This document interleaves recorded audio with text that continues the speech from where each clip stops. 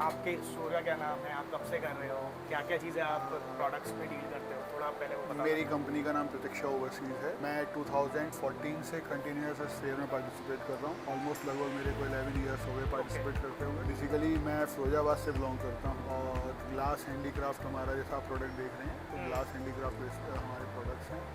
जो main market है वो हमारे यूरोप में है और यूएस में भी है। बाकी ये फेयर काफ़ी टाइम से मैं करता चला आ रहा हूँ, तो काफ़ी फ्रूटफुल रही है हम लोगों के लिए। काफ़ी कस्टमर्स मैं यहाँ से लेकर के गया हूँ, काफ़ी ऑर्डर्स भी मैंने यहाँ से बुक किए हैं। लेकिन पिछले कुछ साल से मार्केट डाउनफॉल कह लीजिए या जो भी कह लीजिए, तो फुटफॉल बाहर का उतना नहीं है। करेक्ट। तो जैसे अभी भी मैं देख रहा हूँ, आज फर्स्ट डे है तो अभी भी हम लोग खाली बैठे हुए हैं। लेट्स सी अभी आगे आने वाले 4 दिन में कैसा क्या रहता है। तो जैसे आपके पास यहाँ बायर्स आते हैं तो उसका प्रोसेस क्या रहता है, वो आपसे इंक्वायरी करते हैं, फिर आप फॉलो अप करते हो, या यहाँ से ही कुछ सैंपल वगैरह वो देख के ऑर्डर्स देते हैं, जो भी आप 10 साल से कर रहे हो, किस तरह से प्रोसेस रहता है?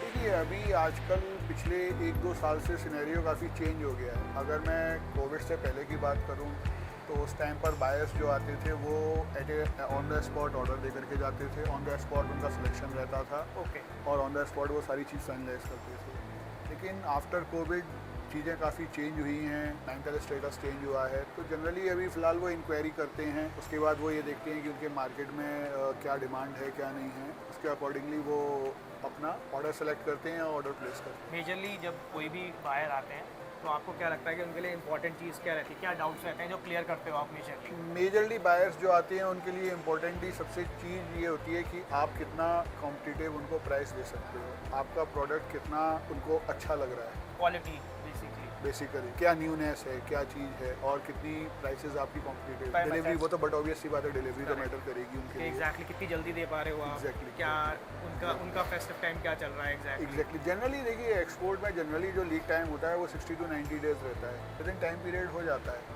अभी कोई भी एक्सपोर्टर है या कोई वेंडर है, बायर यही देखता है कि किस हिसाब से वो डिलीवरी दे रहा है, उसका टाइम पीरियड वो कितना ले रहा है, उसकी शिपमेंट लेट तो नहीं हो रही है। क्योंकि देखिए अल्टीमेटली उनके भी ऑर्डर प्री बुकड होते हैं सारे, करेक्ट। तो उनको भी अगर डिलीवरी वहाँ टाइम पर नहीं मिलेगी तो वो तो माल नहीं आगे बेच भी पाएंगे, दिक्कत होगी। कि वो सप्लाई चेन पूरी बनी हुई है। तो ये सब चीज़ें फैक्टर करती हैं और बायर ऑब्वियसली ये सब चीज़ें बड़ा मार्क करता है। एक बहुत इंपॉर्टेंट क्वेश्चन है, जैसे आपके पास से कोई इंक्वायरी करता जाता है तो आपके पास एक फॉलो अप प्रोसेस होता होगा, क्या आप उन्हें रीच आउट करते होगे वापस? तो वो मेल्स के थ्रू होता है? यस, जनरली मेल्स के थ्रू होता है। अगर डायरेक्ट बायर है तो हम उसको मेल भेजते हैं, और बायर के यहाँ इंडिया में कोई लाइजनिंग ऑफिस या एजेंसी के थ्रू है तो वो एजेंसी के थ्रू वो फॉलो अप होते हैं। जब तक बायर उस इंक्वायरी को क्लोज ना कर दे तब तक हम उस चीज़ को फॉलो अप करते हैं ईमेल्स के थ्रू, और अगर बहुत ज़्यादा नीड लगती है तो फिर बायर को हम कॉल भी करते हैं। ओके।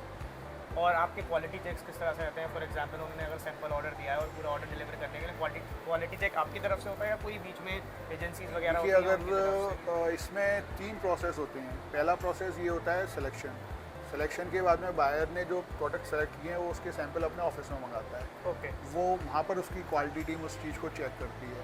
उसके बाद बायर ऑर्डर प्लेस करता है। फिर जब बारी आती है प्रोडक्शन सैंपल की, फिर प्रोडक्शन सैंपल जाते हैं, बायर उनको चेक करता है, उनको चेक करके गो अहेड दे देता है कि कलर वलर जो भी उसने डिसाइड किए हैं वो अकॉर्डिंगली हैं।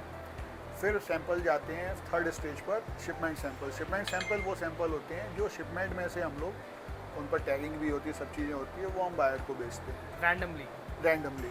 बायर उसको चेक करके क्वालिटी देखता है, अगर बायर डायरेक्ट है तो, और बीच में बायर को किसी भी एजेंसी से इंस्पेक्शन नहीं कराना है तो।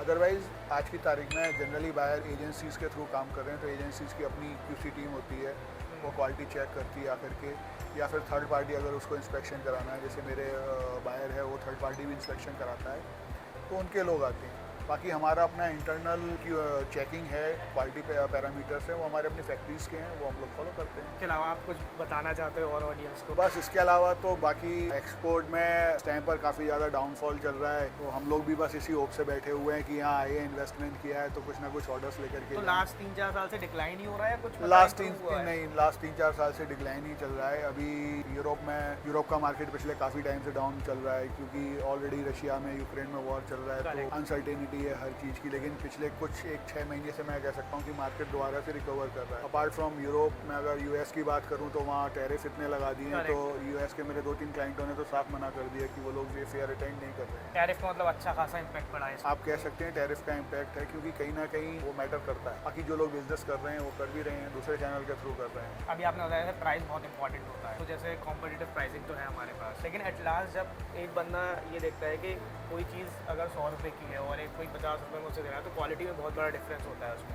तो बायर्स क्या वो चीज़ समझते हैं अगर आप जाते हो तो? यस बायर वो चीज़ समझते हैं, और बायर को मालूम होता है कि अगर बंदा कोई उनको कॉम्पिटिटिव प्राइस में दे रहा है तो ऐसा नहीं है कि क्वालिटी डाउन जाएगी। बायर ऐसा नहीं है कि अगर सस्ता खरीद रहा है तो क्वालिटी 19-20 ले लेगा। अगर 19-20 आप उसको क्वालिटी दे भी दोगे तो वो आपको क्लेम भेज देगा। तो कोई भी एक्सपोर्टर, कोई भी सप्लायर वो कभी भी ये नहीं चाहेगा कि उसके पास क्लेम आए, क्योंकि क्लेम आने का मतलब ये हो गया कि उसको नुकसान होगा। तो क्वालिटी तो अगर फॉर एग्जांपल मैं कोई चीज़ 1 रुपये की बेच रहा हूँ या 1 यूरो की बेच रहा हूँ, तो क्वालिटी जो जाएगी वो 2 यूरो के अकॉर्डिंग जाएगी, क्योंकि क्वालिटी से समझौता नहीं कर सकते हैं। आप प्राइस से समझौता कर सकते हैं, आप क्वालिटी से समझौता नहीं कर सकते। तो उसमें बस यही होता है कि परचेजिंग जो है हमारी रॉ मटेरियल परचेजिंग है, वो हम लोग अपना देखते हैं कि किस तरीके से क्या रेट पे हम कितना सस्ता खरीद सकते हैं।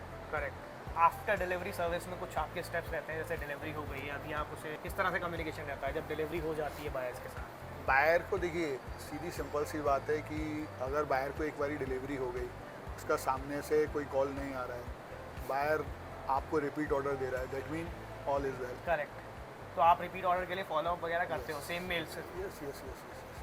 या बायर आपके पास दोबारा रिवर्ट होकर के आपके स्टॉल पर आ रहा है, आपके पास आ रहा है, दैट मीन कि उसको वो डिलीवरी से सेटिस्फाई है, आपकी क्वालिटी से सेटिस्फाई है, आपसे सेटिस्फाई है। तो अगर वो बिजनेस कंटिन्यू कर रहा है तो that mean all is okay.